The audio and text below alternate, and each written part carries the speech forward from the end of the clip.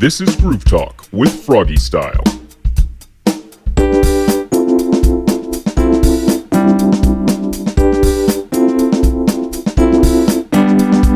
So welcome to another episode of Groove Talk, everybody. On this episode, I am joined by Blaine, Blair, and Jonah. And they are all part of the band Taken by Sanity. Hello, how's it going? Thanks for having us. Yeah, for sure.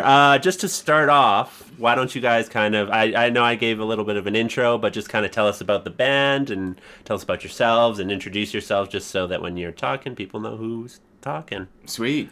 I guess should I go first? All right, sure, man. I'm Jonah. I'm the lead singer slash ukulele slash guitar dude of the band, and we started Taken by Sanity back in 2016 in April, I think, and we've been just working on a bunch of like pop alternative stuff, and that's pretty much it. What about you guys? Well, my name is Blaine. I am the drummer and the producer of the band. So most of the audio that you guys hear from us is mainly out of my basement and stuff like that. I've been producing for Taken by Sanity and our group for the past, ever since we really started, last 3.5 or 4 years now. Yeah. And it's definitely been quite a process already. So love it. Love doing it. Yeah. Hi, I'm Blair, and I am the pianist, keyboardist, trumpet, every instrument pretty much, really. But yeah, and I also I manage the band as well, and I do most of the stuff behind the scenes, all the website, all the online stuff, excluding social media. I've pretty much done all of that, so... Yeah, the stuff that I am really, really bad at. Dude, most people I know are really bad at social media stuff. Yeah. It's a whole other world. Yeah. It kind of sucks that you have to, put that hat on as well. It's like, okay, now I'm the promoter as well. Yeah, exactly. Exactly. It's definitely like, it's great having like this group where like all three of us have like different jobs. And Blair like handles all like the business stuff. Blaine does all the producing and stuff, and he like does most of the social media. But I desperately try to keep up with that whole world, and wow, it's harder than it looks for sure. So it definitely is, and it's just so many things that you don't know and that you didn't think that you would need to know. You know what I mean? Yeah. Key hashtags or whatever, and like I know. I don't know. I'm still really bad at it as well. So yeah, I had a whole course actually. I went to music school just for the past couple of years, and there was like one class that I had called Business and Music, and half of that was basically like all about social media promotion and everything like that, and I don't know if I retained that much information from it, but regardless, it was a good experience, and I learned a lot from that as well, for sure. So awesome. So how did you guys kind of all meet and form the band then? It's quite the story. Who wants to tell the story? Is that... I think you got a funnier side to it, I'll be honest. So? Oh, yeah. 100%. All right. Then basically how the band started was that these guys used to be an instrumental group called the Stillman Brothers, just drums and piano, and I was just a vocalist. I honestly didn't know much about like music theory or anything like that. I was like starting to dabble a little bit into it, but I just kind of like grew up singing, and I took piano lessons for a little bit too.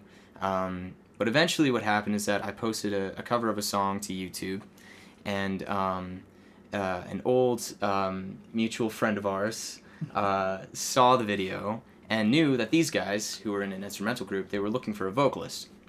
And so they contacted me, and they were like, hey, we have this group, we would love for you to come and audition and yada yada.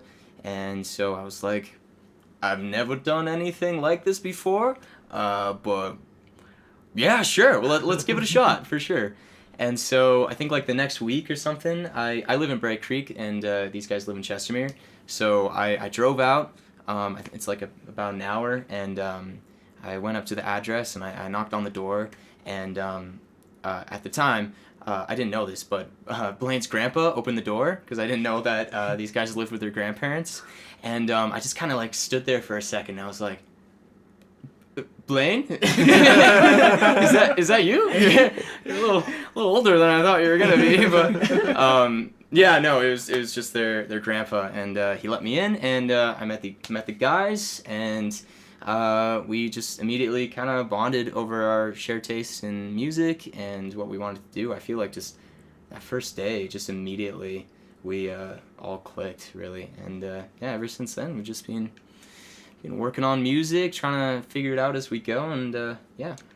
Okay, cool. So you said that you guys bonded over like your kind of music tastes. So like, I guess what would those tastes be? Oh, we were so emo. Yeah. We were so very emo. It's kind of like a meme that like we do like kind of like poppier stuff now, but we were like into like the holy trinity of emo bands at the time, which is like Panic at the Disco, 21 Pilots, yeah, Fall Out Boy, and yeah. But I think ever since then, like we've expanded, or just a little bit, but yeah, I think that like initially we were just like all like, yeah, we're all emo, feelings.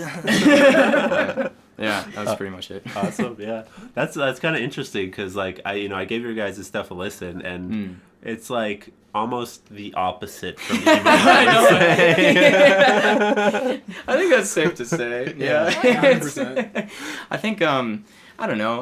What we were noticing like when it comes to like live shows was that people were really responding well to that kind of music that we were writing. So I think we just started to like go in that direction, what was working for us, and yeah, I think this like latest project, I just think it has like a overall like general upbeat, positive vibe, which I really enjoy personally. So, Yeah, no, totally. I dig happy music. Like your guys' music sounds really happy, and like Thank you. just all the tones and stuff like that, and all the like the neat synth and like electronic elements to it as well, or like Sweet, yeah. super. I don't know. It's like my jam for sure. Oh, like, thank you. yeah, Thank yeah. you so much. That means a lot. So initially, was the stuff you were writing, was it a bit more on the emo side, and this is kind of, or is this just kind of what came out from the collaboration? What did you guys say?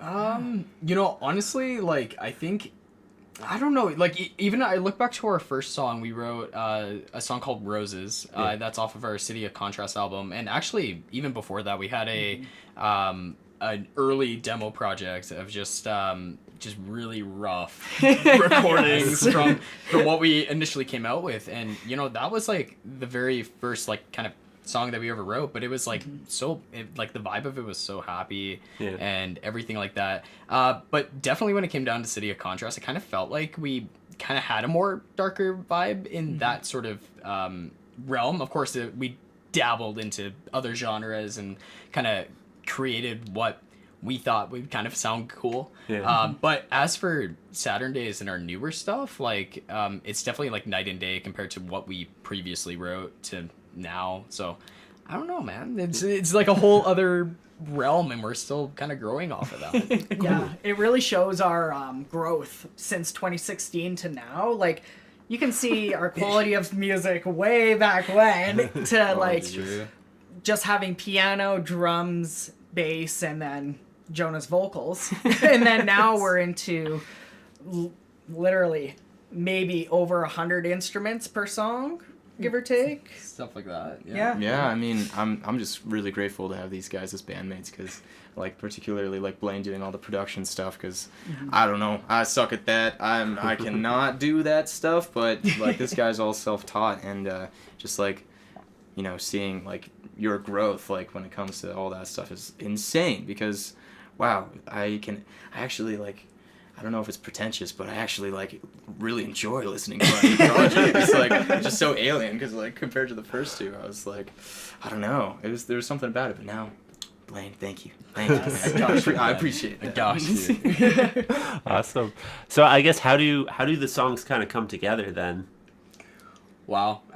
We definitely had a system back when Jonah was back in school, and I mean, especially now, I mean, like the last two projects, Jonah used to, or he was in Selkirk College for the last 2 years studying music production and all of that. So of course, he's actually in Nelson. We're in Calgary or Chestermere. So what we would end up doing is we would just kind of come up with an idea, or Jonah would come up with one from Selkirk, and we just kind of send them back and forth and kind of build the idea from there. And yeah, it was a lot of like online transferring and stuff. We've actually, I think throughout City of Contrast, I don't think we were ever like in the same room. Yeah, making no, that.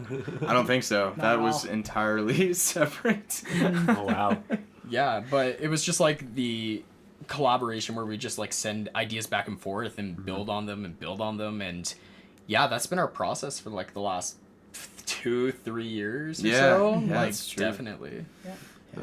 That's really awesome because you would not be able to like tell that, you know, like it sounds so cohesive and like everything fits so well together. Oh, thank you. and, Thank like, you. Yeah. so much. That means a lot. Yeah. Yeah. I mean, I think it was definitely like a bit of a learning process, but I think it was like really good for us to learn because when like COVID initially happened and we all had to like distance and everything, for us like not really a ton changed just because it was like we had like already gotten that whole process down to like a science where like, you know, we just send each other stuff back and forth, so we were totally able to keep working on our projects and everything before our release. So yeah, it was cool.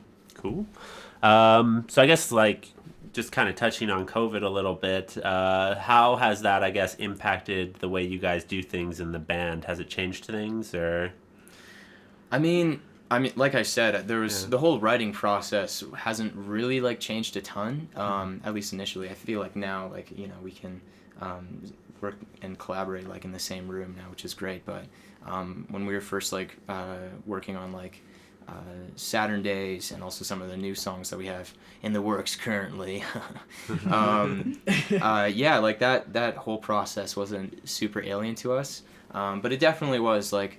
Obviously, like for every musician in the area, like it's pretty tough to like, you know, get super excited like starting to book shows for the summer season and then like kind of just watch all of them slowly get canceled and you're like, oh, there goes that one and there goes that one. Oh, okay, well, that's all right. But yeah, so besides that, I think like we've just been trying to like focus on social media stuff and new songs and everything, because obviously like that is such a massive outlet and, you know, tool that you can use to keep yourself afloat. And then we've been able to do actually a couple of really cool gigs, you know, where we've had like some backyard concerts for people like all socially distanced when those restrictions were lifted.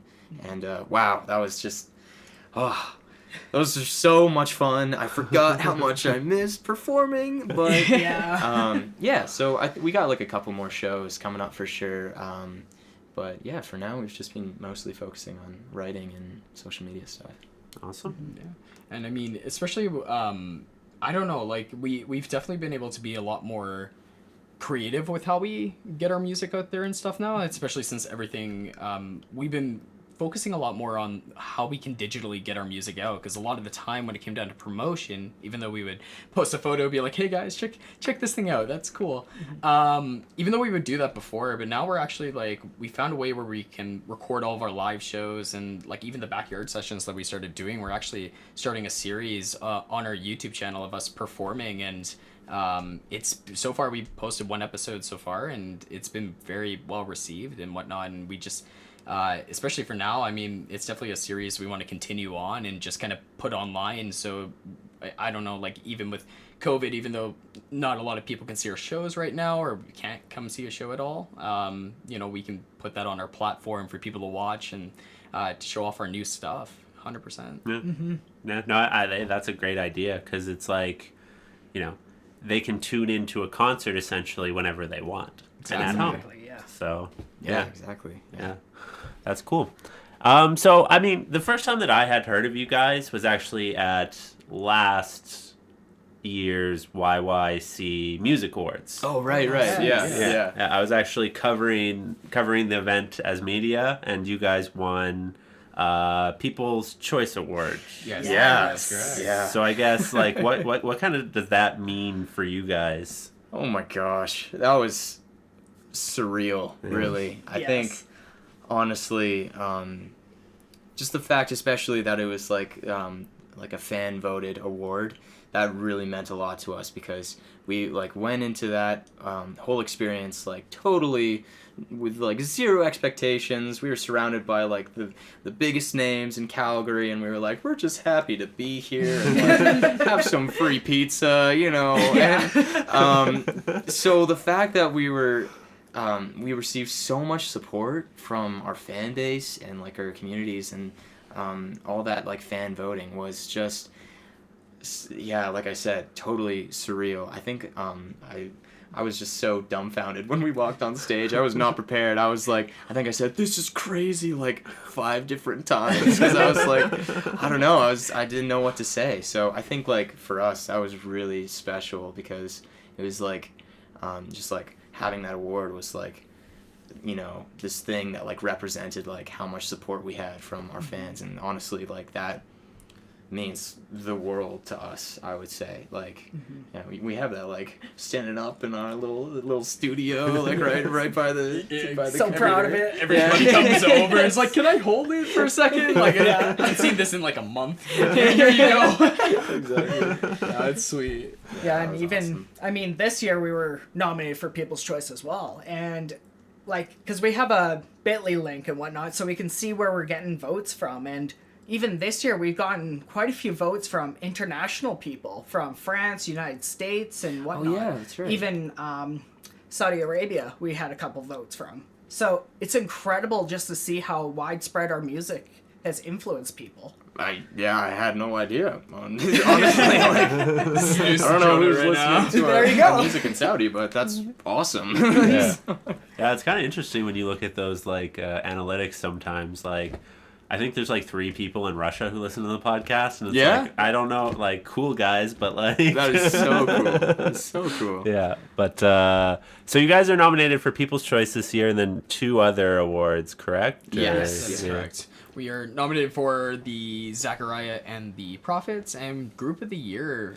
Surprisingly, actually, Yes. we didn't like. I don't know, especially Group of the Year. We were just kind of like, what, really? Yeah, I think I just kind of threw that in, being like, whatever happens, happens. And, well, look at this. I don't even know. That was definitely when we found out like the nominations. I got a call from Blaine, and then we like called Blair, and we were all just screaming like little girls and like freaking out. You know, it was one of those moments where it was like we had no shame. We were just like totally just living in the moment. So- 100%.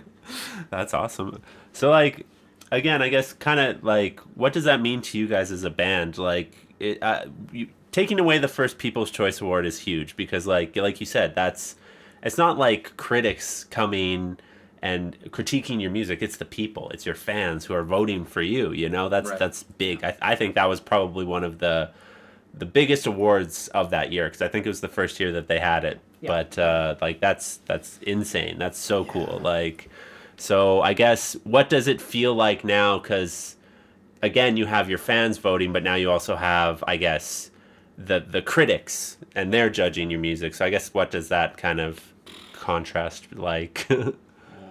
I don't know. I mean, for me personally, obviously, like, I value like the opinions of the critics and stuff like that, and but I think like regardless of like whether or not we take home any more like awards or anything like that, I think just like remembering, especially like last year, the amount of support, and also this year we received a ton of support. Like Blair was saying, Absolutely. I think like regardless of however it turns out, just like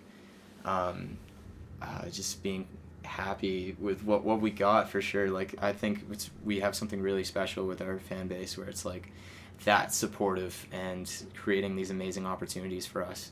So I don't know. Those are kind of my thoughts personally. But do you guys have any thoughts?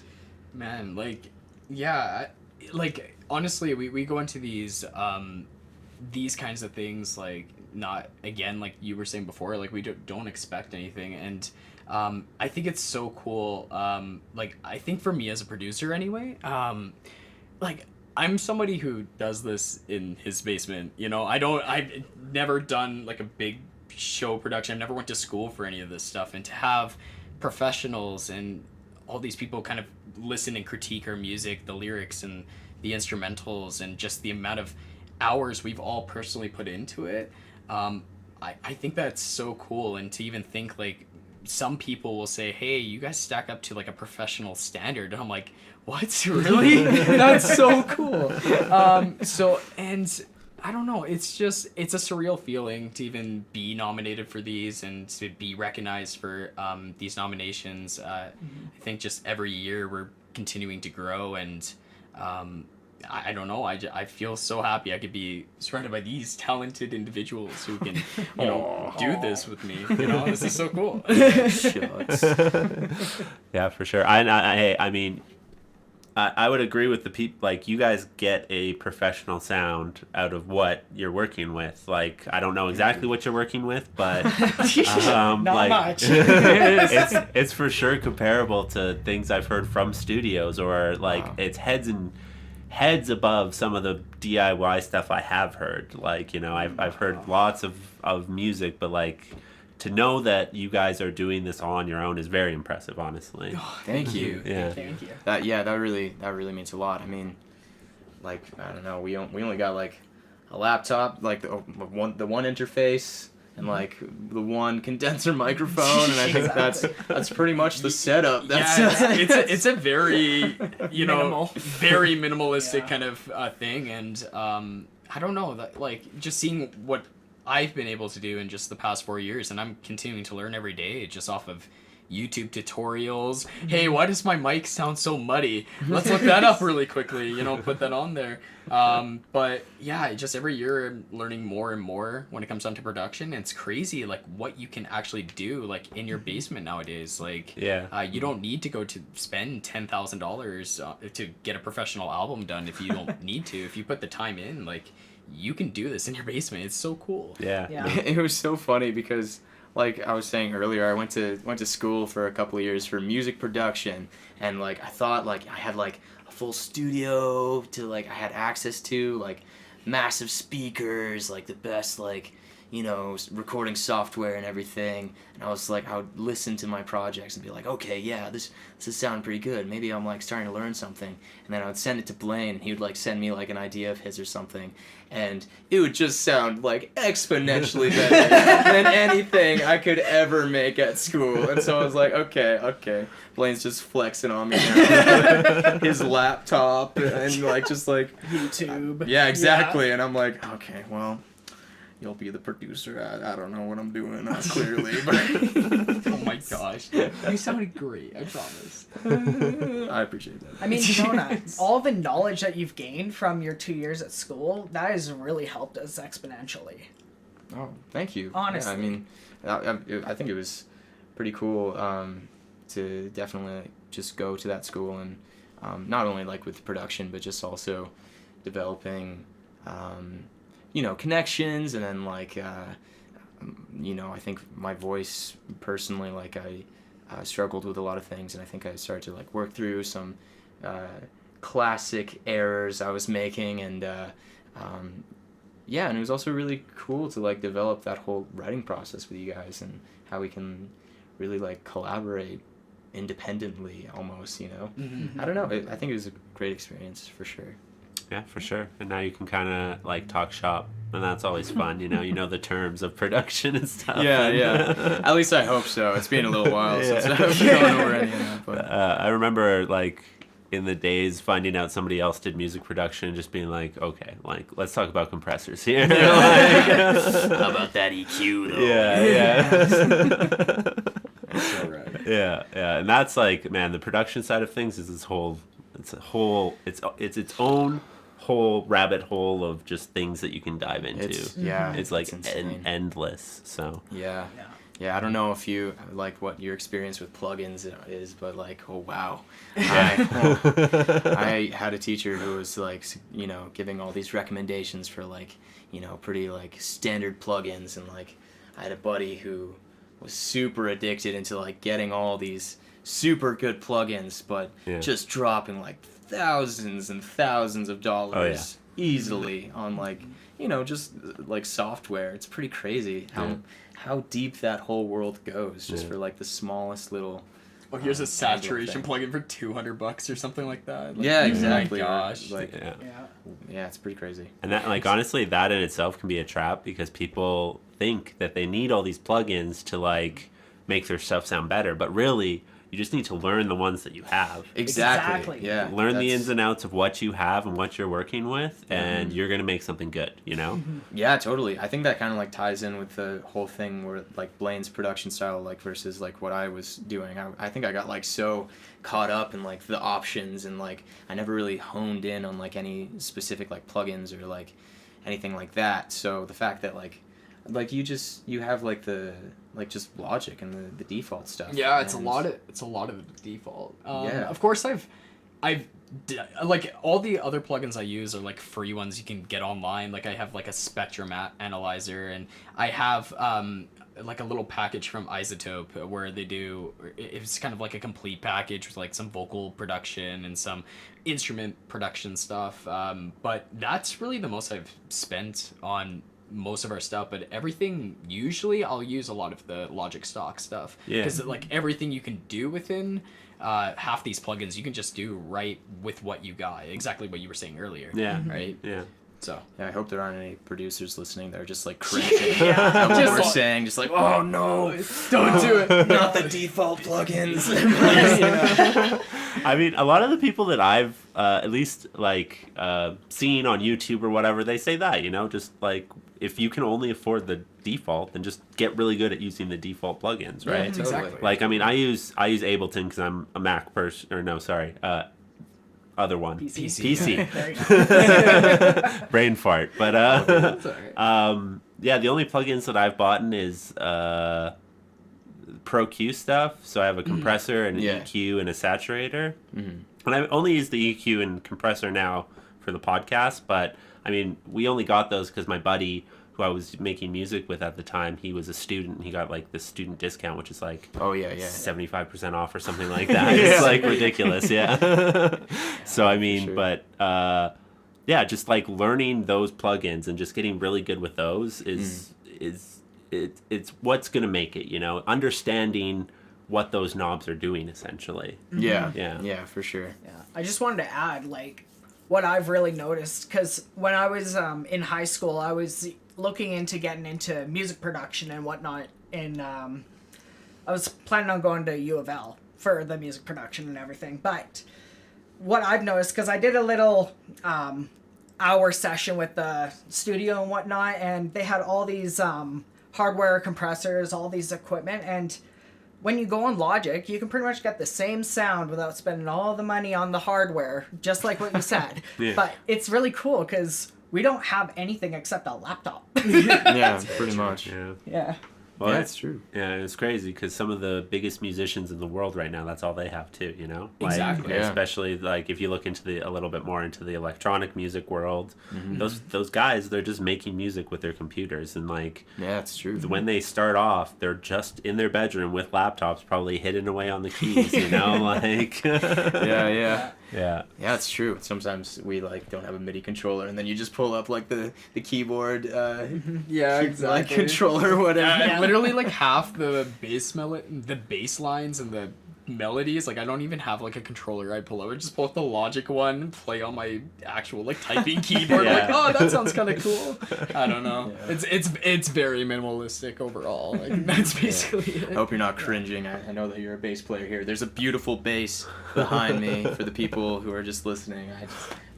Yeah, but I don't know. Oh, dude, I'm definitely not cringing because that's how I got my start, like, into making music. Like, yeah, I had played the bass before, but, like, actually making music was a friend of mine came over with, like, he saw I had Ableton, and we just started hitting shit on our, like, laptop keyboard, you know? And, like, Yeah. you make a beat, and you're like, oh, that actually is cool. Then you just add on to that, and you're like, wow, I can do this all with just my laptop. Yeah, Exactly. yeah, it's pretty amazing. And it's just fun to play around with that and, like, see what you can create with, like, the sounds that you're given and stuff like that. And, Yeah. Oh man, that reminds me of like when I was like 12 or something, and I first opened up GarageBand and just like playing around with loops and samples and everything like that. It's just such a blast. Such a blast. Yeah. No, it's I highly encourage people, if you have any interest in music, just like, I don't know, pick up a free program or whatever and just bang around on the buttons. Like, Yeah, it for seems sure. it seems daunting at first, but I mean, I don't know, you get into it and you start to learn things, and the only way you're going to learn is if you do it, I think. Yeah, So, totally. 100%. Yeah, like I even look back at our first demo, like we ever did, like, the amount of compression that we used was insane. And like everything, like Jonah would record with his like little Yeti microphone at the time, like not even like studio quality. Record that throw a compressor on that, send it to me after it was compressed, and then I would compress it like for like 3, That's 4, right. 5 times, like heavily, and like. And it was so basic, but like as you say, like you start off somewhere and then eventually you just grow and you learn more and more. I had no idea what EQing was at the time. Just like Yeah. slap that's a right. compressor on there, sounds above the drums, cool. That's good enough. But Yeah. it's just kind of crazy. Like we still have those hard copy CDs at our house, and it's just always a reminder. You look back and you're like, wow, our stuff actually sounds kind of good now. It's way better now. Yeah. It's kind of interesting because even with those old CDs, we did everything ourselves, and even we stuck the labels on the CDs, like taped them on there. Oh yeah, Oh that's my! right. I don't want to Recipes know to how CD many players. how many people's car radios just got. Oh yeah. Plunked out yeah, from maybe, it. Maybe we don't. Oh, jeez. Sorry if that has happened to you. We'll buy you a new car. Here's a formal apology. Yes. So sorry. So yeah, I guess kind of just talking, about your kind of musical progression through the albums. I guess, what did you learn from your first release that you kind of took and applied to your most recent release? Oh, The very first one. I mean, I would say like what we've been saying, like just the production, obviously, like, and I think at least for me personally, like just learning from this whole songwriting process, like when we first wrote, like for example, our first song Roses, that was the first time I like had ever written like lyrics or anything like that, and just like listening back to old songs and trying to like think, okay, like why does this like kind of sit weird with me? Like, could this be improved? Is this like, or also just like noticing like, okay, this is like really empty. There's not really much happening in like this section here when we're transitioning from like the chorus to the second verse or whatever. Why did we do that? Like, what could we potentially do in the future to like fill that up? And really just like trying to critically like listen back and be like, okay, that was kind of crappy, but maybe we can like for in the future thing, like take those like little like maybe like nagging thoughts they might have like for the older projects and try to like develop it in with the new songs. And so yeah, like for me personally, like when it comes to like my lyricism and like the melody writing and also just like working on instrumentals and stuff, just really trying to like fill the space and try to like keep the attention of the listener and still like try to say something that really means a lot to you. I think that honesty is something that I never like want to lose sight of, I guess, in the future. And so recognizing like where you can improve, but also like where that original love of like writing music and songwriting came from. So Yeah, for sure. Yeah. I just love how our group works, because almost everything we do and show the public is everything we've done ourselves without very much outside influence or whatnot. And I just think that's very, honest of us. This is who we really are. Like, even on our most recent EP, Saturdays, I drew the artwork on it, and we recorded all the songs ourselves, and it's just such an amazing thing, because I don't know how many artists can actually say that they've done everything themselves, Yeah, for sure. No, it's definitely like I really like that honesty section that Jonah was talking about just before, like how we just I don't know, like even with his lyricism, like I've ever since like the first day like I started working with Jonah, when it came down to the first project, even to this most recent project, it's always been Jonah's lyricism. Just in a lot of ways, like it just how he says things and like the metaphors he comes up with are they're really inspirational to me, and they actually really influence how I drum as well. Like even though I'm not saying any words, I like to kind of inspire and like find cool things I can do behind the kit, and even find things during our live show that we can better improve. Like even though in certain songs like there are sometimes those empty spaces of what we could do, we also apply that to our live show, and we really do fill in that space. And we're just trying to find like more and more ways to just improve off of that for first project. I think honestly Jonah said it really well, like right around the first time. I wish I could build off of that. I can't. That was perfect. Oh my gosh. Well, I think what you guys kind of touched on there is like really important, is just kind of, you know, you're being honest with yourselves through your music. You're kind of staying true to who you guys are, and you're trying to project that through your music.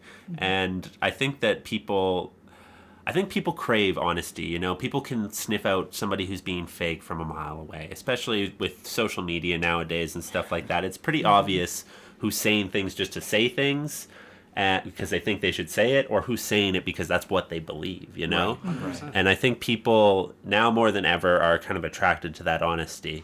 And at least personally, that's what I'm attracted to, you know? Like, 100%. So.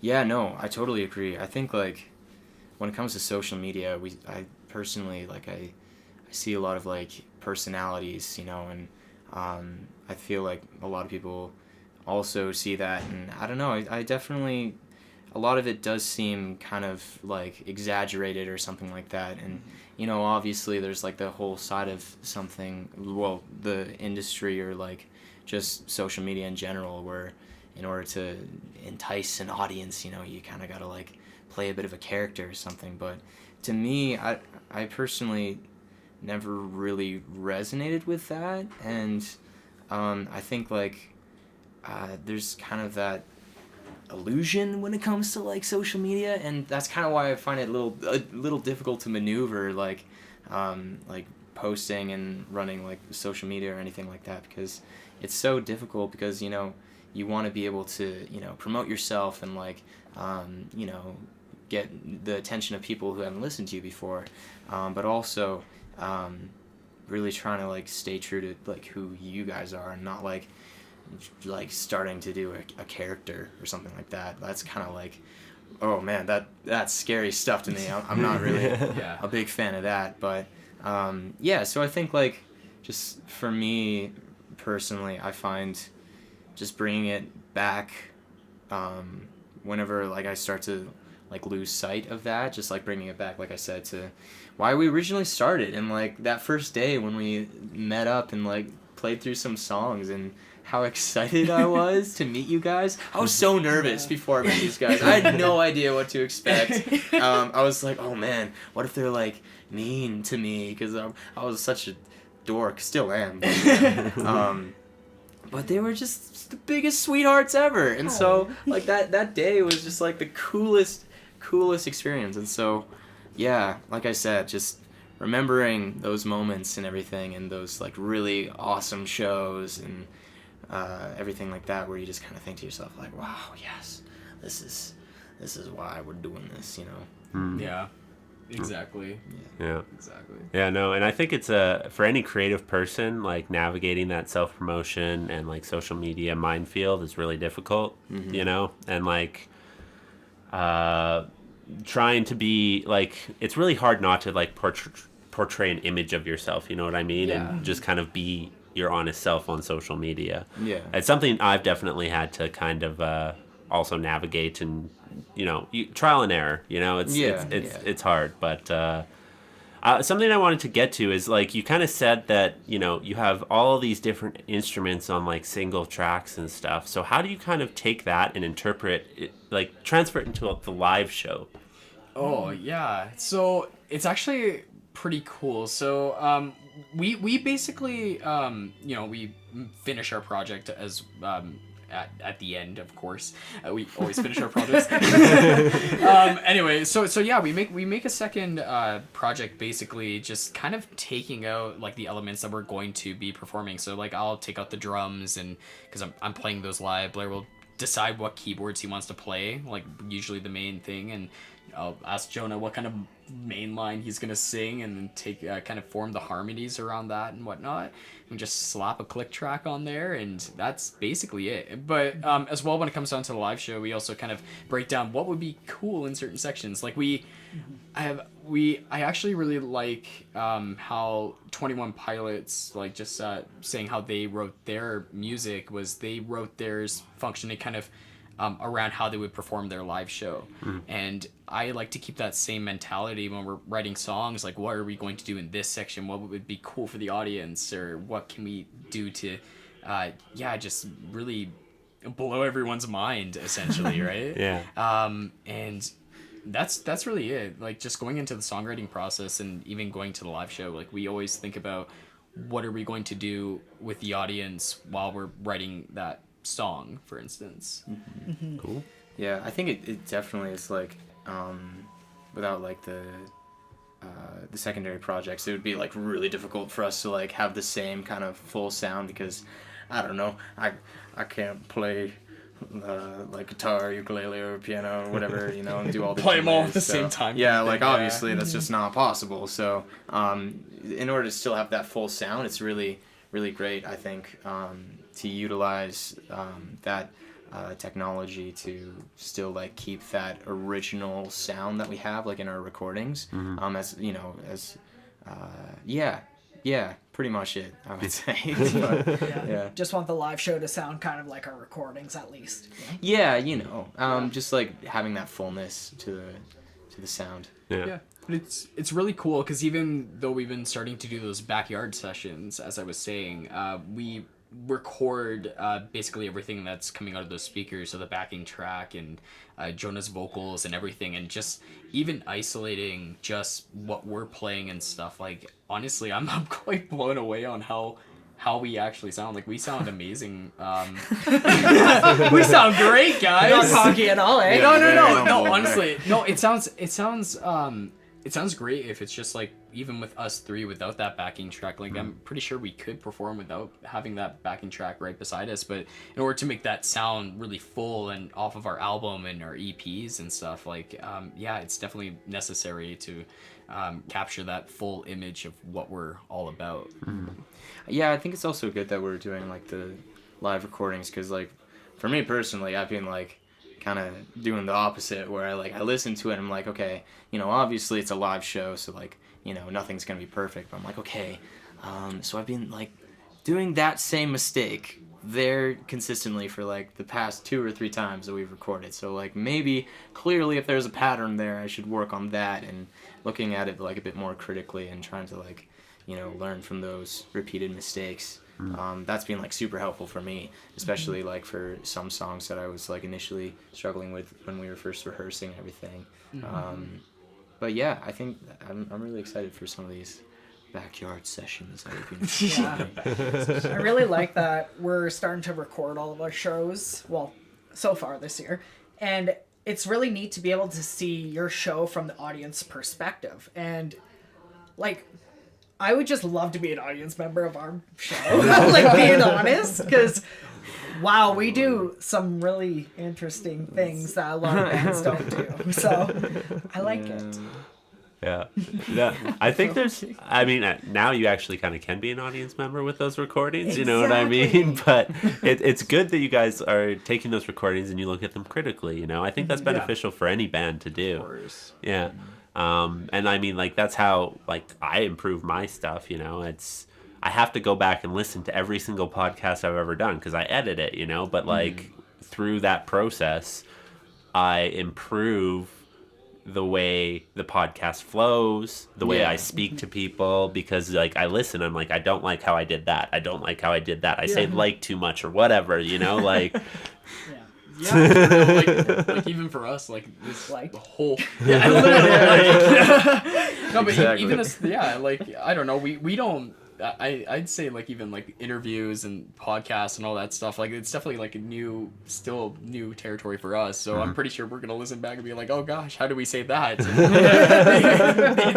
like honestly, but being critical of yourself just overall, I feel like is really important, and finding ways to again like improve on your craft and your art and being the best version of yourself. And No, I definitely agree, but I think also you got to find a balance. Like easily, yeah. you gotta be critical with yourself, but you also got to give yourself like props. When you do good, celebrate those as well. Like, but it's hard to, right? Oh, it's definitely Yes. hard to give yourself like the credit like you think you deserve. Oh you yeah, know? yeah. Yeah. It's kind of interesting that it's way easier to be critical about yourself and way harder to like give yourself like a pat on the back or whatever. Exactly. Yeah. that's And true. even like when we were first starting to perform in front of crowds and stuff, I had such bad stage fright. And when I used to watch our first shows and stuff, like the Canada Day show in Strathmore, like Oh yeah. it was just yeah, we changed our show a lot since then for good. So I think, of course, recording makes us self-improve, and our growth is, you can see it throughout our show. Yeah. It's really great. For sure. So how do you get over that type of stage fright? Is it just exposure therapy essentially? Exactly. Yeah. Even now, if I'm going on stage, I still get the butterflies and whatnot, but Yeah. it's definitely a little bit more tolerable.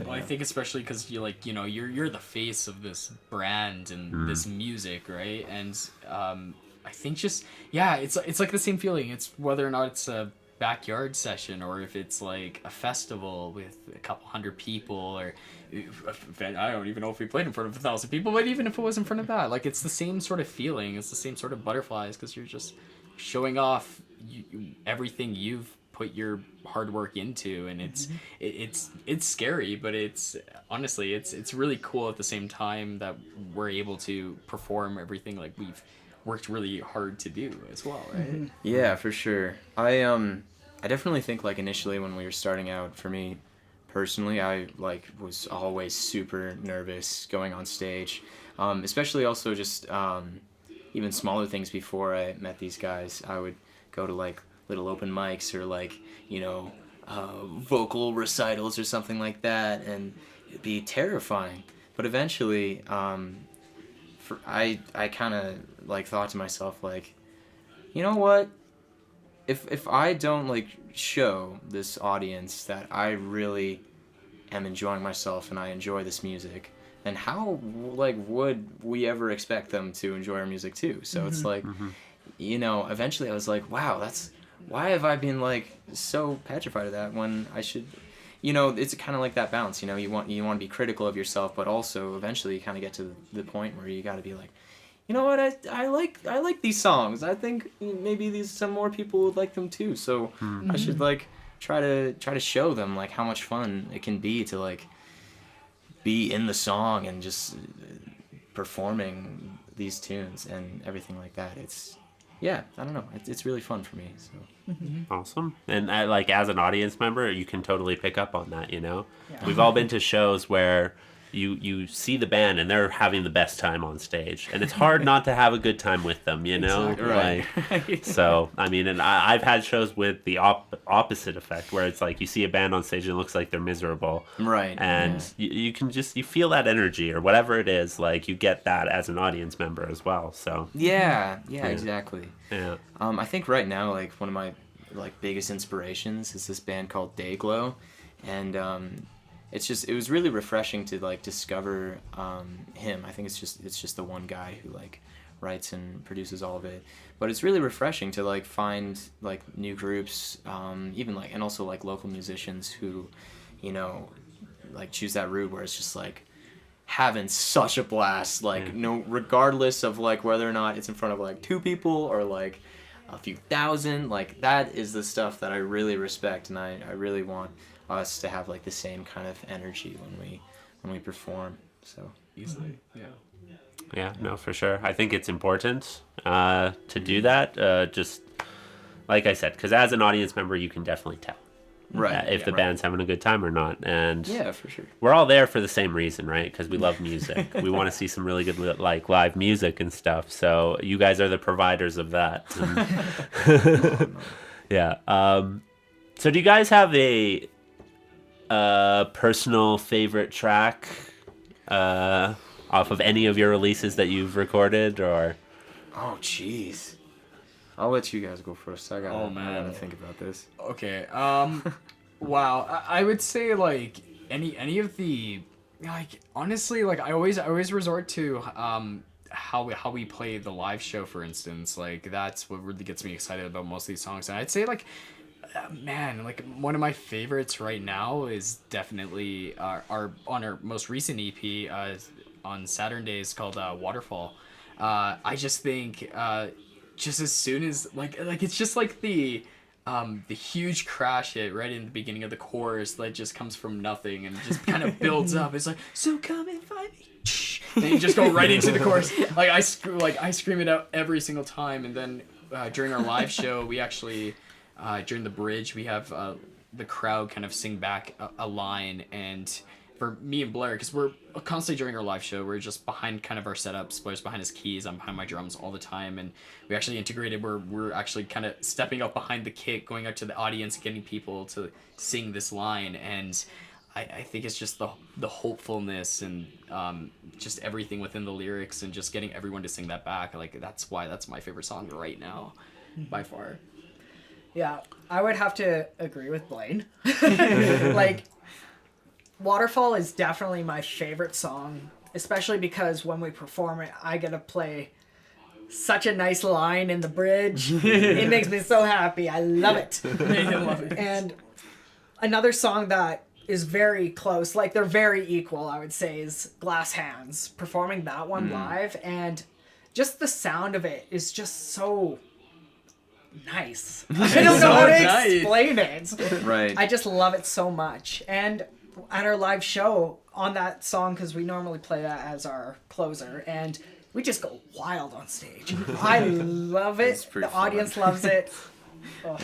Yeah. I think it definitely like tying into the energy of those songs is I think that's also why I really like them. I think those songs, and then also that song, the very first song that we wrote, Roses, we kind of had a bit of like a love-hate relationship with it, because it was that one of those songs where like we would record it and then we'd be like, okay, that's really bad, so let's like try again, and then we'd be like, okay, that's a bit better, but let's like re-record it, and we did it like 7 different times. And so it was like one of those things where we kind of like initially were like, okay, like this song's getting a little bit old, but then when we'd play it live, like I said earlier, there's just kind of like this energy to it, and the response that we get from the crowd is unreal. That like right now, it's one of my favorite tunes to play, and despite it being like the first song that we wrote, I feel like obviously like looking back, you look at all your old songs and you're like, oh man, maybe we could have like done something like that. But right now, I really love that song. And on the opposite end of the spectrum, I really like Labyrinth off of our new EP, just because it's like, I feel like it has that same like I said, that energy, but in the opposite direction, where it's kind of a bit more somber, and it's really interesting to me to perform and have like all these songs that we're trying to get like the crowd excited and hyped up, and then feeling the opposite of that when we're performing that song, kind of like that guttural somberness that I feel personally, because I have a lot of emotions attached to that song.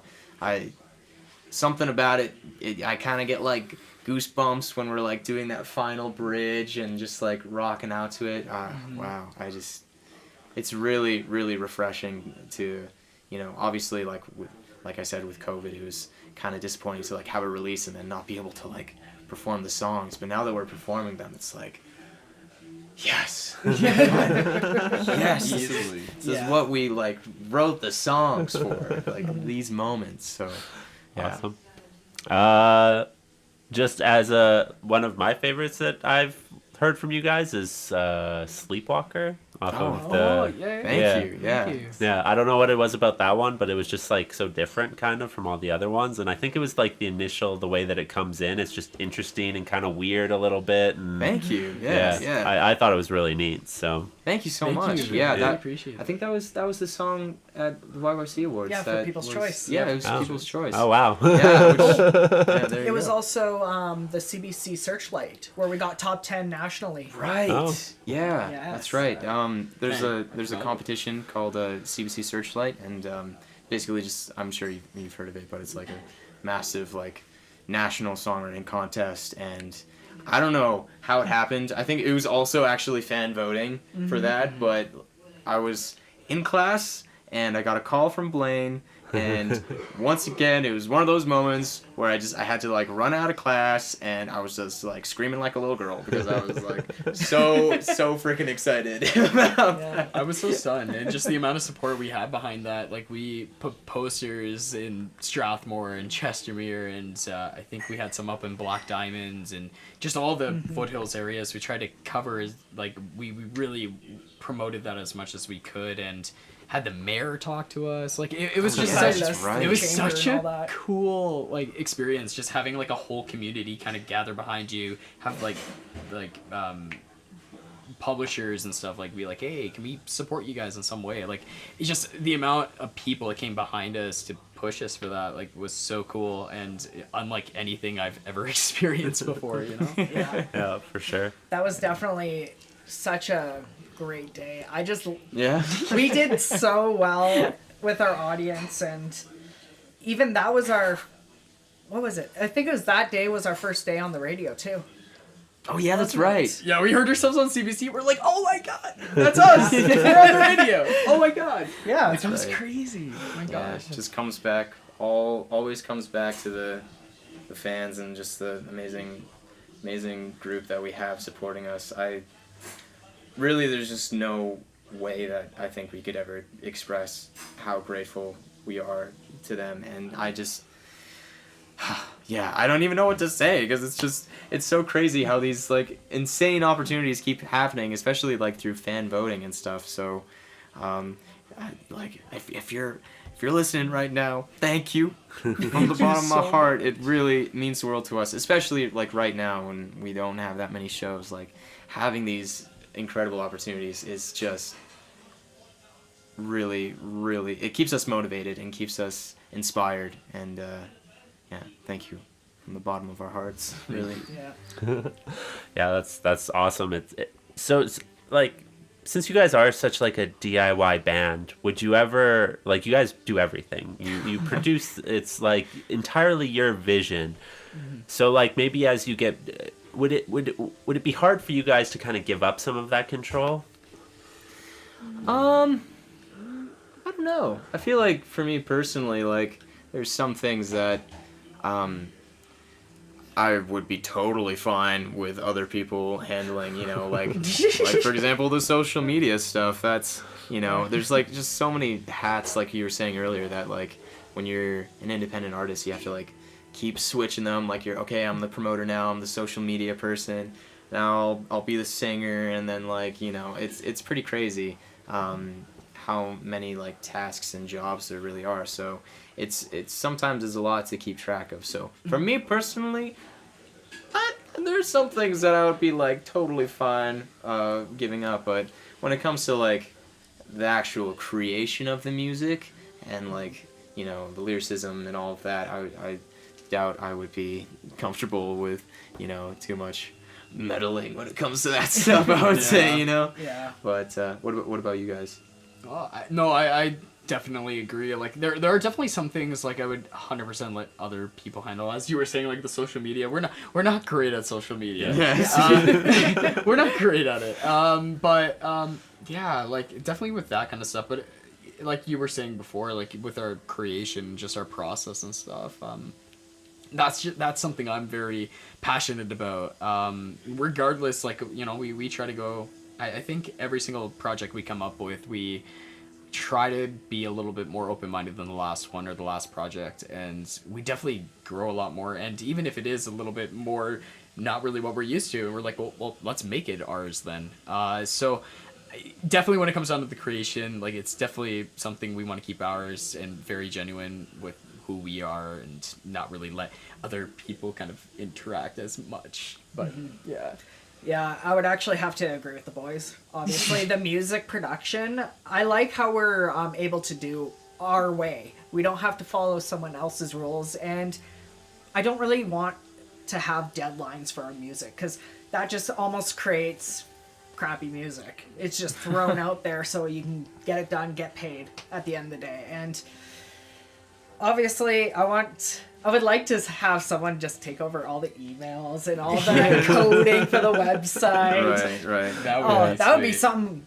Someone take it, please. But yeah, like I said, the music production, I want to keep it just to the three of us. Like, of course, it would be nice, to eventually move on to a more like professional kind of studio, for instance, and stuff like just being able to record, more live drums. Like we just started recording more live drums now, but before it's all MIDI stuff. But yeah, recording like live drums and being in a soundproof place where we could like just kind of enhancing what we already have. So I wouldn't mind, having a professional kind of behind us, be like, hey, like let's make you guys sound better in this way. I'd definitely be open to that when it comes down to production. But as long as it doesn't interrupt like the process we have, like that, I'm definitely okay with that. Yeah. Cool. And that's one thing that people, like any creative person, if you're not a creative person, you just do not understand how many emails you have to send. The amount of missed emails we've had is insane. It's so true. Oh man, even with COVID, like I don't know how it happens, but sometimes like emails just slip through the cracks, and then you feel so bad, and oh gosh, it's so crazy to keep track of everything. So yeah, I think it would be ideal if someone could handle that stuff for us, but not quite there yet. Yeah. Oh my gosh. Yeah. Well, I'm very happy that you guys caught my email. Of course. Yeah, we are too. So thank you again. Yeah, for sure. Is there any kind of just final things that you guys want to throw out there before we wrap this up? I guess if you'd like to listen to our music, is it okay if we do a bit of self away? promo? This is where you plug away. Yeah, we got all of our music on Spotify, Apple Music, wherever you listen to your music. Our new EP, Saturdays, came out on June 1st. May Right? 29th. May 29th. Oops, my bad. But it's available everywhere, and yeah. Once again, just thank you to our fans for supporting us all the way to this point, and also thank you for having us on the show. This has been a blast. It's our first podcast ever. Yeah, this is super cool. Such a cool experience. Yeah, thank you for having us. Yeah, of course. And just for everybody out there, I'll have all the links for your social media and all the music all in the episode notes, so it's really easy for people to find. Sweet. And yeah, thanks a lot for coming and chatting on the podcast with me guys. Yeah, for sure. Thank you so much.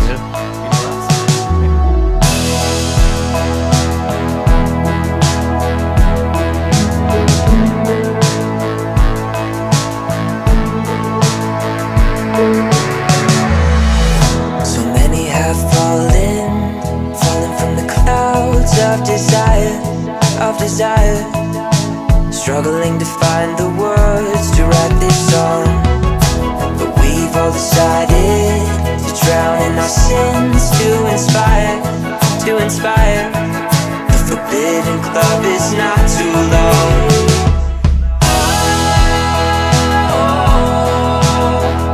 The sugar clouds, they wanna shout, finding a way to dissolve the doubt. But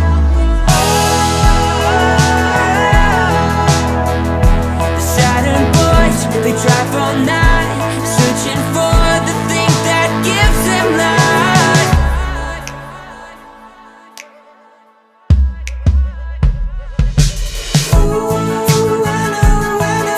7-Eleven is not too far, but I know the rain makes it hard to see the stars, but it happens all the time.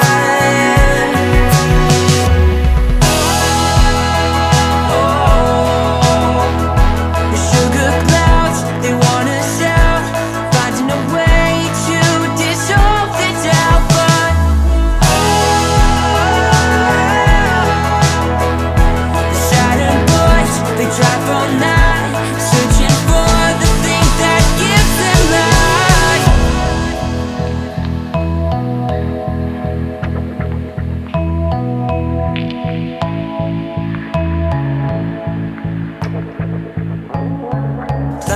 the stars we find a way, hoping we will watch them tessellate. Grasping for your hand with peace away, find a way to reach it, reach it. Ripping through the page inside your brain, the ink on our skin is not the same. White lighters wave the path of shame, find a way to need it, need it. Lost in the cold of the autumn night, guided by the glow of the neon lights. The hands of glass put up a fight.